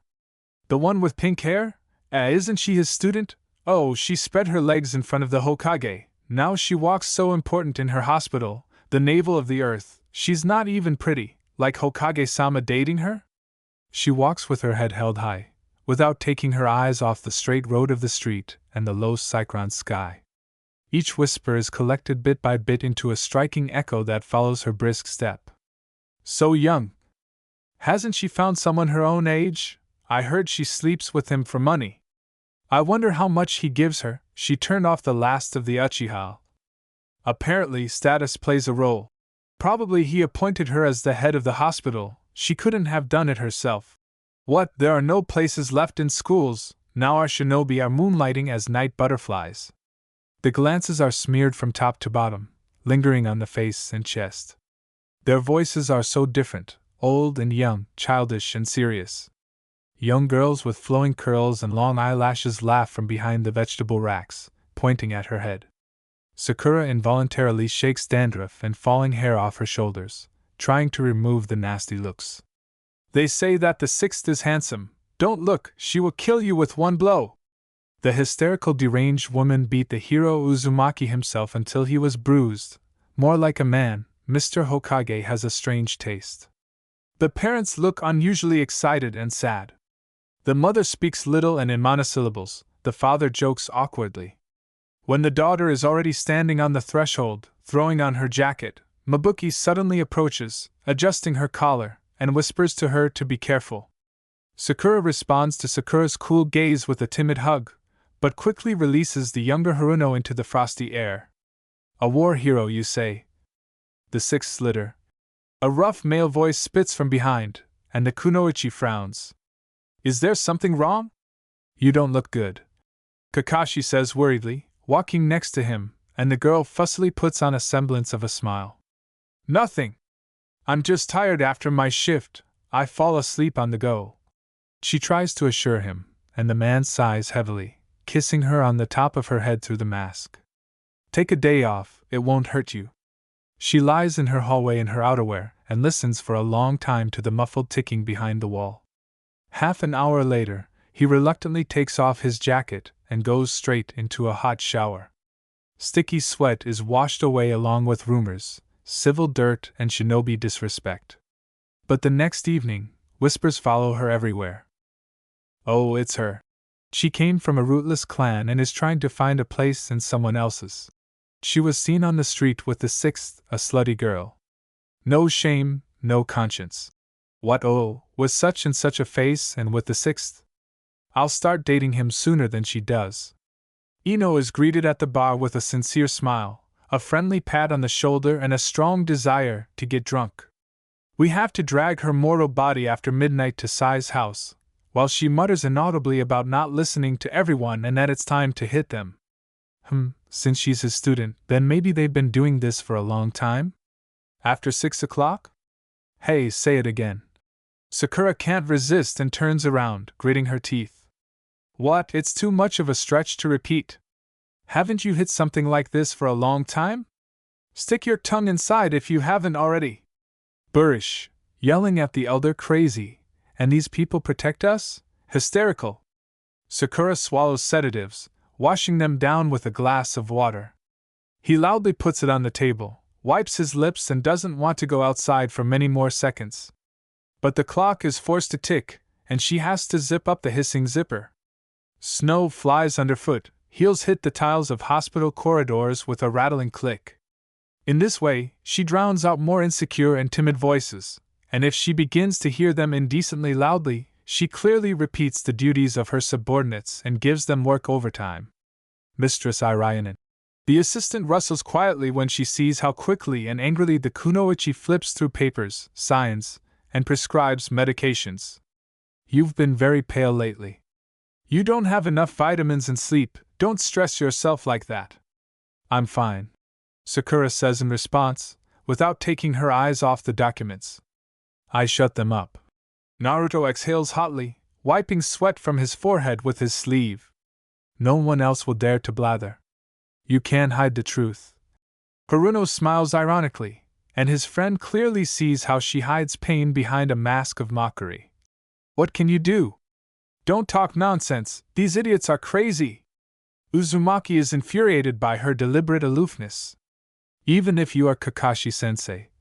He trails off, the girl sharply looks up at him. Even if. It doesn't matter, there shouldn't be such dirt. I will personally convey this to everyone. It's not worth it. She shrugs, closing her eyes. You're just wasting your time. You can't shut up everyone's mouths. I'll shut up. Naruto yells as usual arrogantly, and the kunoichi leaves into a light blizzard of ignorance, snow, and cold. He won't do anything, Sakura knows that. Hinata is on the verge of giving birth, he has no time to run around Konoha and punch in the face of everyone he meets who was seen spreading rumors. The girl puts on a hood and tries to walk as unnoticed as possible to her house, bury herself in piles of medical journals and fall asleep in the middle of the night in a sitting position. The blizzard howls outside the windows terribly and gloomily, gets confused in the monsoon sky, sweeps through the light of the lanterns like ripples. The girl catches herself thinking that she is getting cold in her apartment, sitting by the radiator. Hot tea does not help, it only burns the esophagus and throat. The glass in the morning rattles with resignation and disgust. You can't shut up everyone's mouths, that's the way it is. Sakura endures, realizing that her words, blows, and helpless screams will not drown out the barrage of contempt, just like forced silence. When meeting Kakashi, she warms herself sensitively in his arms, remains silent for a long time, buries her nose in his warm chest. He gently strokes her head, kisses her slowly and tenderly, and she sees the fatigue in his eyes, so she simply responds with care. He asks a lot about her well-being and mood, but she dissuades herself with an epidemic of colds, Tsunade-sama's developments, and sleepless nights over documentation. Hataki nods, and it becomes clear how familiar this is to him. Come to me. Six says quietly, and Sakura, blushing, sits on his lap, luxuriates in his arms, timidly stroking her high cheekbones and patches of poorly shaved stubble. Doesn't want to talk and burden her with even more worries. What will change from the fact that now he will know about rumors that will someday disappear anyway? Nothing. She feels good when Kakashi kisses passionately and deeply, grabs her around the waist tightly and carefully. In these moments all the vile whispers crowding in her memory crawl away like a ball of frightened snakes, and she doesn't think about anything except the mind-blowing heat pulsating in her body. Do you think everything is serious with them? I hope that Six will open his eyes and leave her as soon as possible, flat as a board. What attracted him to her? Not only that, she also yells at old people in the middle of the street. Ino decides to ask, and Sakura chuckles, looking away. The friend claims that she is not asking because of rumors, but the girl thinks that if she talks about it, it won't be now. Yamanaka is a good friend, but too talkative, and her careless word, having passed through 100 years, will turn into another knife stabbed into her back. Madam Irayanen! Haruno suddenly hears on the street, and she herself does not believe such amazing politeness. The waitress waves from the threshold of the restaurant, beckoning him to her, and the kunoichi approaches with interest. Sorry it's so sudden. She smiles, bowing briefly. You usually pass here with Mr. Sixth, and I didn't dare to disturb you. Please accept my gift. Present? Sakura raises an eyebrow in surprise when the waitress runs inside for a second and immediately returns with a bulky bag tied with a ribbon. Should I tell Kakashi-sensei? Well, the girl is embarrassed, but invitingly friendly, not only to him, but also to you. Frankly, I didn't recognize you right away, and then it was awkward to approach you while you were having dinner. You saved so many people during the war. My brother was among the Leaf Shinobi, and only thanks to your support and help, he was able to return home alive. Now he is on a long-term mission. He does not have the opportunity to tell you everything personally. But my father and I thank you from the bottom of our hearts for your feat. You really are a heroine. I am happy that I can serve you together with Mr. Sixth, and my father listens with tears to your praise towards the kitchen. The kunoichi looks stunned at the sincere and smiling girl, not expecting to hear so many thanks so suddenly. For her, this was something ordinary, obligatory. All the villages rallied against a terrible threat, but, listening to the confused speech of a barely familiar waitress, for a second she truly felt like a heroine. Sakura begins, unable to utter a word, but quickly gets up and smiles back. What are you talking about? It's not worth it. Your brother is the same hero. Every shinobi was important and strong in this fight. Give him my thanks. What are you saying? She laughs, waving her hand playfully. He only becomes so arrogant when he finds out that Sakura-sama herself praised him. Please accept our humble gift. I hope you enjoy it. The package crunches in the cold, and the kunoichi takes it into his hands. By the way, the girl suddenly speaks in a muffled voice. I know it's none of my business, but don't pay attention to the nasty gossip. My father and I have already had a lot of fights with these liars. I don't want you to hear all this. Therefore, come to us with confidence. We will not allow such an attitude towards you. Thank you. Sakura bows, forcing the chattering waitress to bow after her. I'll take your words to heart. And thank you for the gift. Kakashi is suddenly not at the residence, and Haruno has to unpack her lunch boxes alone. In one of the boxes she sees a small compartment with a meibashi and cannot resist stealing one plum. The wind howls this evening in a strangely familiar and harmless way. Sakura lies down on the bed with a book and easily reads the story, without tormenting herself with joyless thoughts. The next morning greets with calm, slight warming and several rows of shinobi kneeling. Good morning, Mrs. Irionin! The green vest shouts synchronously throughout the street, pressing their foreheads into the ground, and the girl gets lost in her doorway. We sincerely apologize for our behavior and, as punishment, we will help you all week in any matter. We ask for your indulgence. Sakura blinks frequently, looking at the comical picture, and deciding that this is a side effect of the pills, she silently walks by. A group of ninjas instantly rises and moves behind her in an orderly row. At one of the turns, the kunoichi can't stand it and turns sharply, but in response to all her indignant exclamations, a friendly, "We humbly ask for forgiveness," is heard. The path to the hospital becomes surprisingly clear, and people on both sides bow smilingly, and those who dare to be surprised or make a caustic comment are instantly drowned out by the friendly stomp of the shinobi running towards him. And Sakura doesn't want to find out what's going on behind her back. At the hospital, she decides to take advantage of the situation and orders the crowd of accompanying people to sit quietly and not interfere with the work. And throughout the entire working day they do not budge, only sometimes, like living dolls, they blink and swallow. In the evening, she orders them to go home and have a hearty dinner, and the shinobi cheerfully scatter in different directions. The road to the house gives way to snow quickly flying past, behind which the windows of the residence glow with warm light. What's happening? She blurts out the first sentence when she bursts into the Hokage's office and meets the surprised looks of Shizen and the Sixth. Did something happen? Kakashi asks, without batting an eyelid. The advisor seems to be choking on air and tentatively freezes in place, immediately indicating her desire not to get involved in the conversation. Mr. Sixth, A crowd of ninjas is following me and talking some nonsense. Sakura tries to catch her breath, but finds it difficult. I don't understand what this is, but I think you already know what the reason for such a circus is. Hataki sighs heavily, and Shizen silently creeps towards the exit, without making a creaking noise.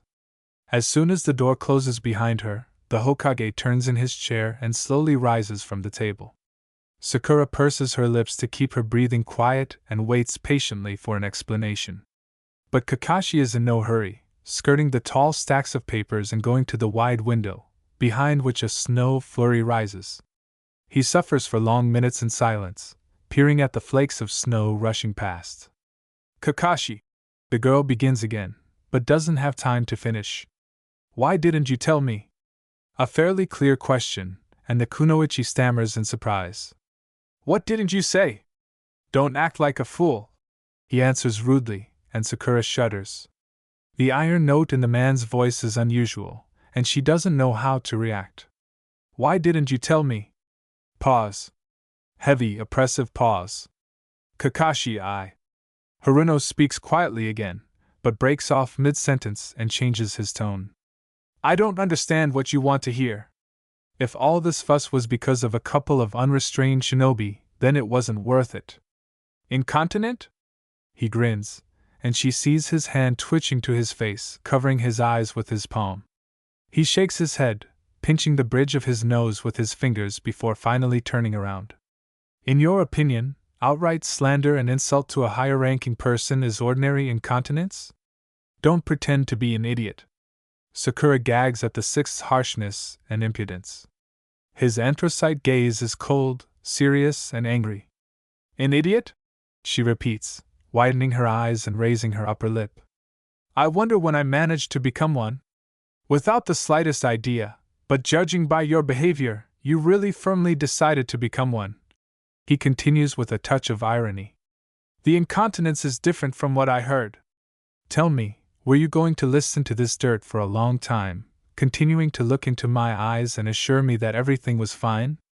And everything was fine until you thought that everything was bad. The girl chuckles, boldly withstanding the gaze searing through her. Some stupid rumors and you send me a detachment of the guilty? Isn't it funny yourself? Apparently it was very funny for you to listen when they called you the Hokage's litter. Kakashi easily retorts, looking at how the kunoichi's face turns pale and how her eyes open wide. Indeed, a worthy title for a war heroine, the best Irionin in the hidden village with the rank of Jounin. He shrugs nervously, raising his eyebrows expressively, and Sakura clenches her fists. Should I cry like a girl and run away from the bullies? She is amazed as she exhales. Indeed, it's probably worth believing anyone who barks at your back, and barking back. Your silence is not like the barking of a dog, but like the act of a young girl who grinds her teeth and obediently accepts all the filth that is thrown at her poured out. Kakashi breaks into a scream, throwing up his palms, and the ear-piercing volume infuriates the girl. It doesn't concern me, let them say whatever they want, she blurts out, starting to shout back. I shouldn't care about their opinion, why should I rush to you and tell you about some little thing? I don't care, let me be a litter for them, it still doesn't change anything. Since you don't care so much, then at least dry your tears, says Six, lowering his tone, but not his intensity. And Sakura feels how her cheeks are burning, how the salty paths pinch her weathered skin, how her eyes are filled with treacherous moisture. She bites her lip, decisively brushing away the tears from her eyelashes, and Hataki exhales, looking away. If something worries you, tell me about it, he says heavily and joylessly, giving her time to put herself in order. I'm not a stranger to you for you to ignore me like that. And I don't ignore it, Sakura answers, holding back her torn and trembling voice, raising her head. I don't consider it necessary to bother you with all sorts of stupid things. You come tired, without strength, what would it do if I said? It seems to me, or are you still my girlfriend? Kakashi remarks sarcastically. I'm not going to tolerate being humiliated and insulted. I won't allow myself to do that in my life, especially if it happens because of me. And for some reason you allow it, making the excuse that I'm busy. Is this such a good excuse to endure humiliation? I couldn't stand it when they humiliated you. Haruno passionately enters into a quarrel with renewed vigor, bringing his thin eyebrows together on the bridge of his nose. But you can't shut up every throat, so what's the point of answering?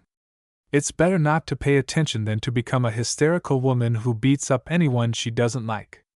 I can shut them up, me. Six pokes himself in the chest, widening his eyes. This is a problem related directly to me, and you know that I can solve it.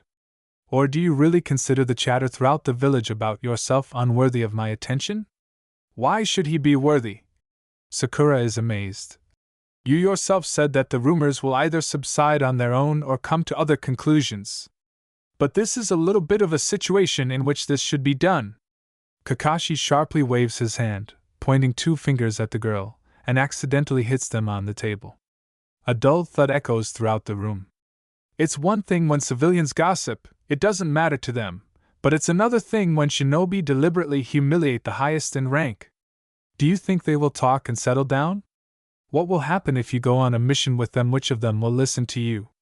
You are not just a subject of discussion, you are a losing commander in advance, whose orders will not be taken seriously, but will be ridiculed. Everyone should know who you are and why you occupy this place, and not count you out and make fun of the Hokage for the sake of influence. Why should they respect you if you don't respect yourself, allowing so much to be said about you? It's childishly proud to turn up your nose and cover your ears when you can perfectly hear what's happening around you. You are not a child, you can influence this situation. And what do you order me to do, Mr. Sixth? The kunoichi flares up with anger and misunderstanding, spreading his arms to the sides. Beat them to show strength, humiliate them in return so that they know their place? Your words that it is necessary to separate personal and work, although out of anger you force them to follow me as servants and fulfill any requests. Are you exceeding your authority with such an order? Out of anger, I would tear out the tongues of anyone who said anything about you.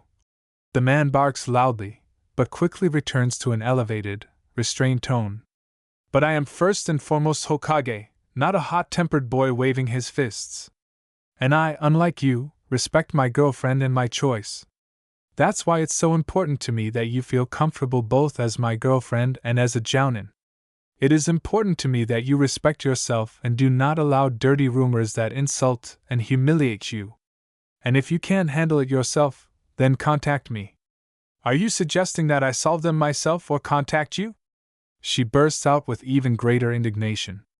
If I tell you about this every time, everyone will only confirm that I am your litter, and I myself am worthless. Isn't this what everything will lead to? Will your pride leap if you speak? Kakashi squints, trying to discern at least a drop of understanding in his red and swollen face. Is it easier for you to choose the most dubious methods to solve such problems? But these are my problems and my responsibility. I have to solve them. Sakura chops. Only this is what I decide and I have to make decisions. Sixth explodes again, but quickly cools his ardor, closing his eyes and turning away. He covers his face with his hands, slowly sliding his palms down. Sakura, don't act like a child. I did what should have been done in the first place. Shinobi will not understand your importance until they acknowledge you in person. Some of them fought with you on the battlefield, and they kept their mouths shut, and those for whom you are just a myth did not complicate themselves with unnecessary formalities. Now each of them will look you in the face before they dare to speak, and they will understand that this is a disciplinary violation that could cost them their lives in the future. No matter who they think you are, you remain their commander. And your orders are not discussed, nor are your relationships. He sighs, sitting down on the edge of the table and putting his hands in his pockets. He looks at his feet for a long time, digesting the quarrel, breathing heavily. Sakura stands at a distance, clenching and unclenching her fists, and is just as frustrated and dumbfounded. This skirmish was extremely difficult for both, but each now tried to carefully think over what was said, to find the meaning in this abuse, to understand the position of the silent interlocutor. The light bulb under the ceiling blinked mysteriously, dimming the light, and now the roar of the storm outside the window filled the room. In the darkness of the approaching night, rushing from side to side, Snow covered the street, desperately beating against the glass, wanting to break through. The silence dragged on and something had to be said. I understand, Sakura says calmly, attracting Hataki's gaze. This won't happen again. Sorry. The man rustles guiltily following her words. I lost my temper. I shouldn't have screamed and yelled at you. Forgive me. Nothing. She grins painfully. I probably wouldn't have understood it any other way. I would understand. He interrupts her. If I said this calmly and without emotion. I was furious. You are terrible in anger, Kakashi-sensei. She laughs and sees how embarrassed he touches his neck, hiding his eyes. I didn't expect such a violent reaction from you. Sometimes my reactions have a bad impact on the state of certain affairs. He adds awkwardly and gets up. Sorry, Sakura, I can be a rare jerk sometimes. If you don't stop apologizing, you really will. She jokes harmlessly, and Six smiles. Actually, I feel much better now. I really needed a shake-up, otherwise I would have eaten myself away. That's exactly why I'm angry. He finally comes and pulls her towards him. The girl sucks in air in surprise, but then presses herself to her chest. She hugs his neck, squeezes him until the red marks on his skin, greedily inhales his native aroma. I'm angry that you didn't tell me about your experiences. Kakashi nuzzles into her ear, breathing hotly and heavily, but now, in the silence enclosed in the hysterical howl of the wind outside the window, his breathing sounds soothing. He clasps her waist with both hands, squeezes the strong fabric of her jacket, closes his eyes and buries his nose in her spiky hair. You are very important to me, he whispers dully, and Sakura cuddles in his arms, enjoying the beating of someone else's heart. They stand in sensitive silence for several minutes, not daring to interrupt the gentle truce, but the kunoichi pulls away first. The man reluctantly lowers his head when she freely pulls the mask down and touches her warm cheek with her palm.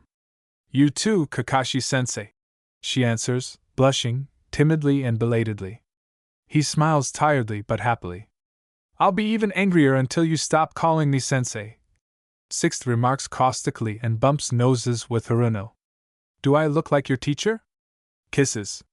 Sweet, slow, stretching out every movement and making your breath get stuck in your throat. Wet tongues collide, the man penetrates deep into the mouth, completely covers the plump lips with his own, tilting his head. Sakura reflexively loosens her grip, closes her eyes and answers.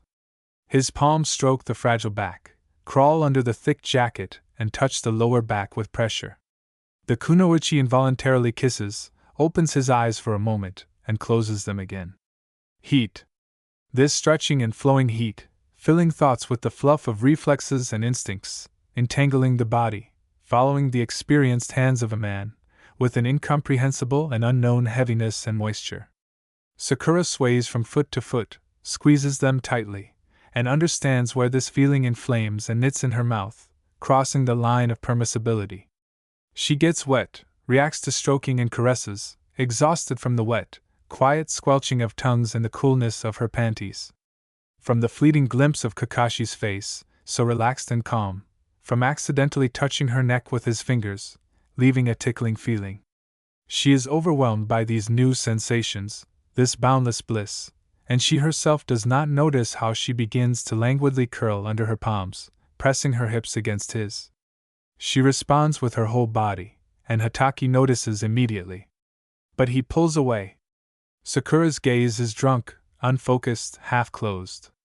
Her cheeks are burning, just like herself, and the man is ready to break loose, press her into the door and continue to caress her, pulling off unnecessary clothes from her fragile figure. Kakashi! She exhales into his lips, and he carefully gathers his composure bit by bit, fighting the desire to lower his hands lower. I can't do this, you can't what? He answers, but without really thinking about the phrase. He breathes hoarsely, peering into every feature of her, and diligently convinces himself not to go further. I can't kiss like that now, she whispers honestly and directly, but tremblingly and tenderly strokes his neck, circles the shell of his ear with a finger, and buries himself in his hair. I'm getting excited. I see. He responds with straightforwardness to straightforwardness, and quickly licks his lips. After stress, there is always relaxation. The body requires release, which is why it's so easy to get wound up. She drawls unimportantly, moving away from phrases that are crystal clear and familiar to her. But I'm already too turned on. Sakura wiggles her hips, arches, and deliberately rubs her pelvic bones on the erect one, protruding from her pants, as if from this she groans in surprise and embarrassment. Kakashi bites his lip, sharply raises his head to the light, and exhales abruptly, circling his teeth with his tongue. Trying to calm down. Don't think, don't react. If now the girl is not able to think, then he will have to think for two. Cheeky farting isn't the best idea right now, he says heavily and a little sadly, and his hands move the caressing kunoichi away. Making love for the first time on dusty documents after a long quarrel is clearly not what you want.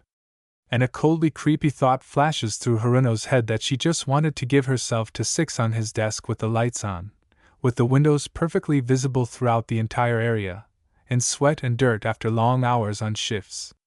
This fact is sobering, and she looks away in embarrassment when the man removes his hands and steps back. Let's go, it's already long after midnight. Kakashi gently interrupts her chaotic thoughts, realizing that he doesn't want to stand in one place right now. I'll walk you home. Yes. The kunoichi agrees resignedly, afraid to at least somehow comment on his actions a minute ago. Winter comes soberingly and powerfully. In some ways it's even too harsh and irreversible, but the man's palm already warms as usual, and the shoulders are protected from the blowing snowstorm. In the morning, Mrs. Irainen calls everyone to an emergency meeting. He sits in a chair, imposingly stretched out, loudly clicking his heel on the floor when everyone starts looking at each other. He rises just as slowly, approaching the window. I know that there are rumors around the hospital that I have an affair with Six, she says rather coolly, and many freeze in place, afraid to move. So it's true. The Irainens fall silent, they even seem to stop breathing. But fortunately, my personal life does not concern you, only my assignments and work. Therefore, the next word I hear about Sixth and me will threaten you with dismissal for failure to comply with discipline and job responsibilities. Have I made myself clear? Yes, Mrs. Irainen. They answer in unison, and Sakura smiles barely noticeably. Behind the glass, a clear, Gainsborough-colored sky spreads out,